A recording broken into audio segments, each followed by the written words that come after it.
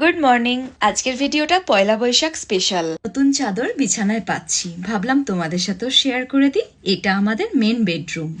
পয়লা বৈশাখের আগাম প্রীতি ও শুভেচ্ছা তোমাদেরকে জানাই। জেনারেলি আমরা চাদর চেঞ্জ করি উইকেন্ডে। আমার হাজবেন্ড আমাকে হেল্প করে দেয়। বুঝতেই পারছো, এই বেডের চাদরটা একটু ঢোকানোটা মুশকিল হয়, আর দুজনে একসাথে ধরে পাতলে যে কোনো বিছানায় চাদর পাতাটা খুবই সহজ হয়। কিন্তু পয়লা বৈশাখ মঙ্গলবার, আর সেদিন আমার হাজবেন্ডের অফিস ছুটি নেই। ও অফিস গেছে, ভাবলাম আমি চাদরটা চেঞ্জ করে নিই, নিজে নিজেই ভিডিও বানিয়ে শেয়ার করতে পারবো। বেডের আশপাশটাও একটু ছেড়ে পরিষ্কার করে নিলাম। এই বেডটা আমার খুব শখের।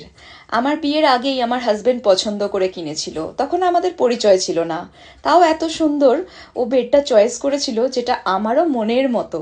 আমাদের বাড়ির ইন্টেরিয়ার ওয়ার্ক আমার বিয়ের পর হয়েছে, কিন্তু বাড়ির মধ্যে সব থেকে পছন্দ লেগেছিল এই খাটটা। বেডটা দেখেই বলতে গেলে আমার নয়ডার এই বাড়িটা পুরো পছন্দ হয়ে গেছিল। ছোট থেকে দেখে এসেছি পয়লা বৈশাখ মানেই নতুন জামা কাপড় পরা, বিছানায় নতুন চাদর পাতা, আর তার সাথে ঘরটাকে সুন্দর করে সাজানো, ঘর পরিষ্কার করা।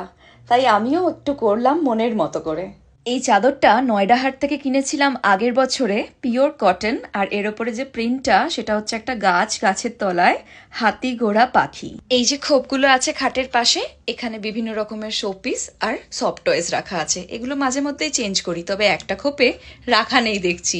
ওখানে একটা আমাদের ফটো ফ্রেম উইথ ক্লক ছিল, কিন্তু সেটা খারাপ হয়ে গেছে কোনোভাবে, তাই বন্ধ ঘড়িটা ওখান থেকে সরিয়ে নিয়েছিলাম।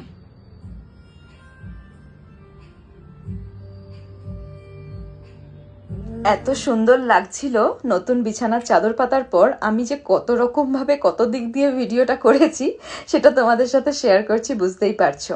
হাজবেন্ড যখন অফিস চলে যায়, তখন ঘরের বিভিন্ন রকম কাজ আর নিজের ইচ্ছা মতো যে কোনো কাজগুলো মন দিয়ে করা যায়। তবে কখনো কখনো নিজেকে একাও লাগে, যেহেতু ফ্যামিলির থেকে একটু দূরে রয়েছি। মানে ইচ্ছা করলেই যেতে পারি, কিন্তু তাও এটা মনে হয় সবারই মনে হয় আমার মতো। আমি বানিয়ে আনলাম নিজের জন্য ড্রিঙ্কটা, খেতে খেতে নিজের সাথে একটু সময় কাটাচ্ছি আর কি। তোমরাও একটু জানিও তো, যখন তোমরা একা থাকো ঘরে, তখন কিভাবে সময় কাটাও। সকালবেলা উঠেই প্রথমেই আমার যোগা ক্লাস থাকে, online offline both. Morning refreshing যে জুসগুলো বানাই, সেগুলো খেতে খেতে তারপর নিজেই যোগা প্র্যাকটিস করি। তাই ব্রেকফাস্টটা রেডি করতে পারি না। আমাদের যিনি কুক আছেন, উনি কিন্তু এসে পুরোটা বানিয়ে দিয়ে যান।